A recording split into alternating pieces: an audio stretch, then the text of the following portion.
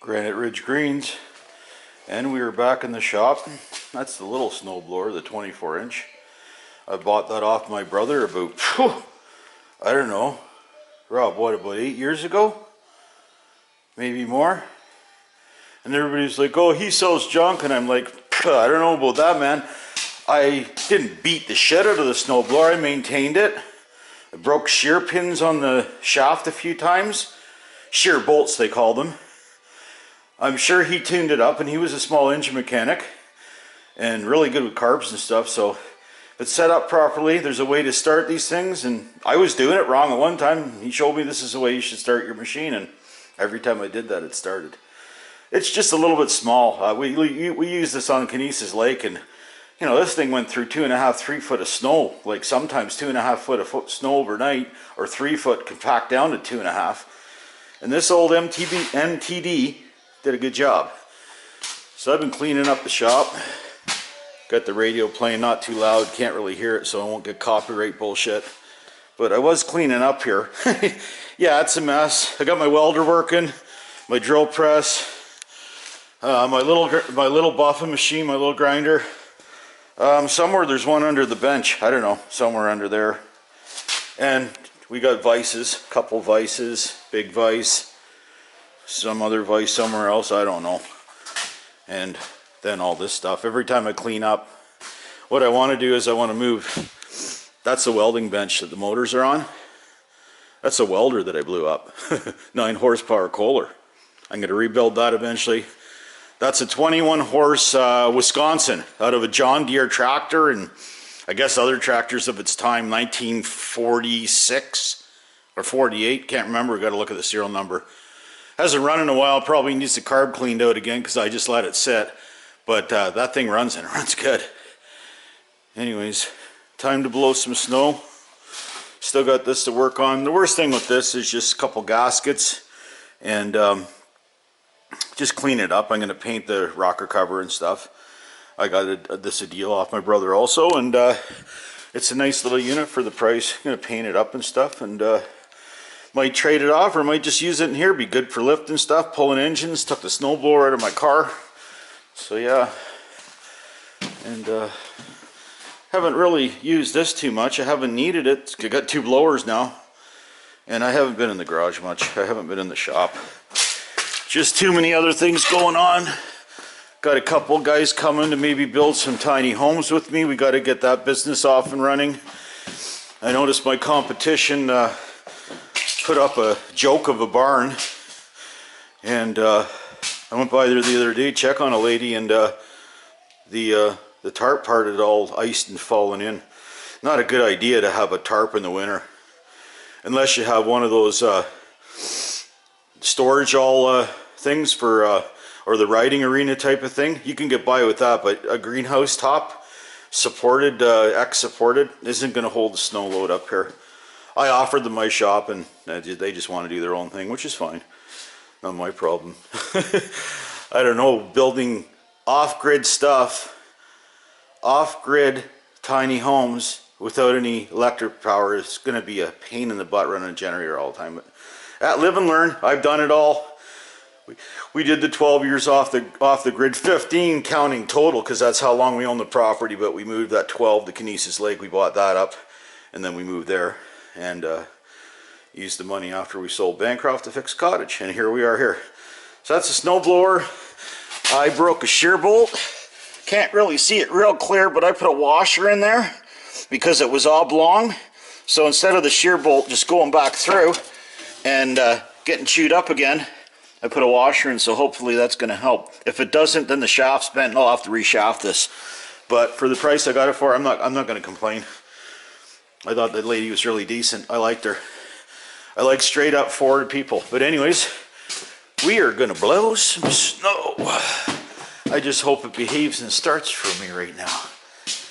It's getting colder, and oh, it's getting colder. Is it still playing? I hit a button there. I don't know what it did. But I'm going to show you the way my brother showed me to start these things, because I think a lot of people don't know. I think they do this wrong. So we're going to Open the door.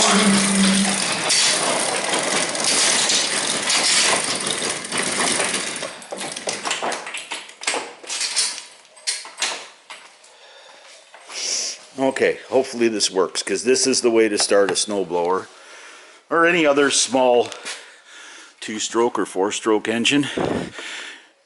You bring them up to the lowest setting where it collects. Make sure your key's in the spot. I turn the choke on full, some people don't. Give it 3 primes. 1, 2, 3, and I like to cover the little hole here. And then you're not going to fall over. Yes, you are. And we'll give it a pull. I just don't want this on my camera phone, and I need to shut off the lights. I don't like burn electricity when I don't need to. I need my gloves. And we're off to see the wizard, people. Let's see what happens. One more, because I talk so long. Let's see what happens. First pull.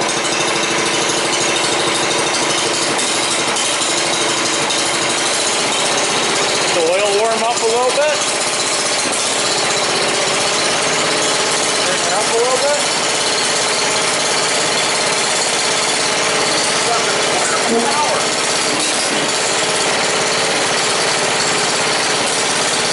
I don't know how I'm going to hold the camera. Maybe tape it to the light.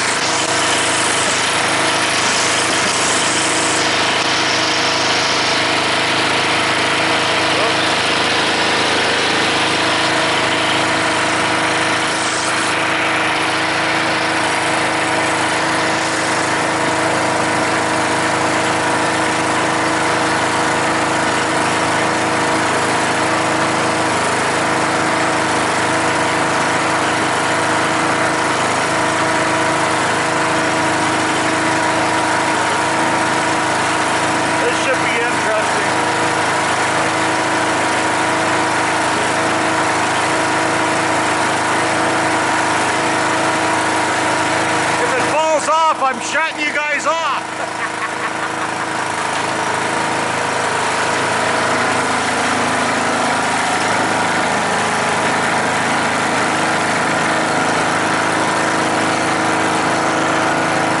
Yeah, she's just gonna fall off. Damn, this was a bad plan. And the tape's frozen, so it's not sticky, right? Isn't that always the way?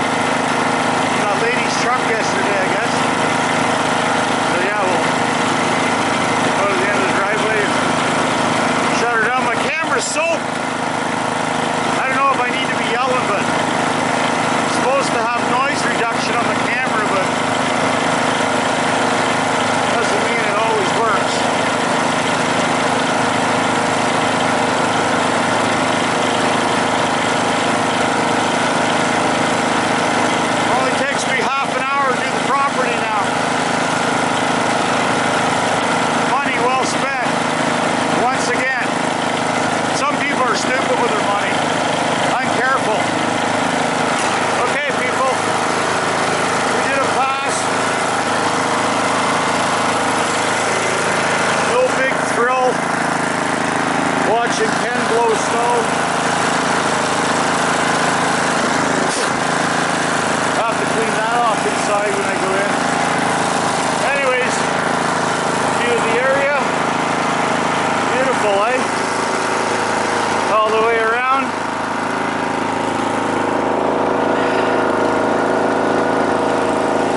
Up above the 411 sign, 911 sign, and back down. That goes to the other road, the double road that goes back into the bush to the off-grid place that I'm helping out some new friends. Anyways, Granite Ridge Greens. Peace out, people. I got snow to blow. Stay safe.